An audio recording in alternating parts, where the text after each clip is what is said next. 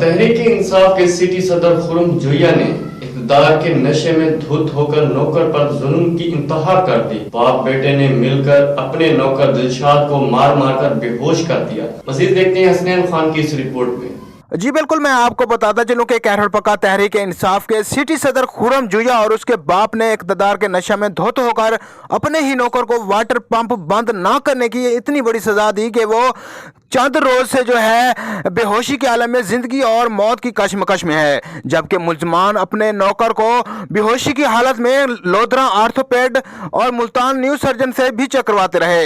3 दिन गुजरने के बाद भी दिलशाद की तबीयत ना संभल सकी तो मुल्ज़मान दिलशाद को घर के बाहर बेहोशी की हालत में फेंक कर फरार हो गए। दिलशाद की वालदा ने मीडिया टीम से गुफ्तगू करते हुए बताया कि दिलशाद अपने बाप का बुढ़ापे का सहारा था, जबकि इन्होंने मार मार कर इसकी बुरी हालत कर दी है। मजीद दिलशाद के बाप ने मीडिया टीम से गुफ्तगू करते हुए बताया कि अस्सलाम वालेकुम भाईजान, मैं बिलाल बुलंदा पिया दिलशाद वालिद।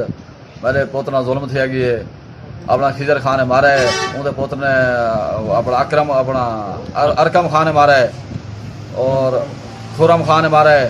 पर सानू इंसाफ चाहिए, इंसाफ नहीं मिलता पाया। असा लिहाजा ये है सारी साकू इंसाफ मिला वने। असा बड़े पैसे ला ला के खड़े थे, सारा कोई नहीं सुनता पाया। हर एक जिम्मेदार है जरा जिम्मेदार सारी नहीं सुनता पाया। जेडे जिम्मेदार को वने वो जिम्मेदार उठान नाल मिल वेंदे। लिहाजा ये सारा इंसाफ किदा वने, साकू इंसाफ चाहिए।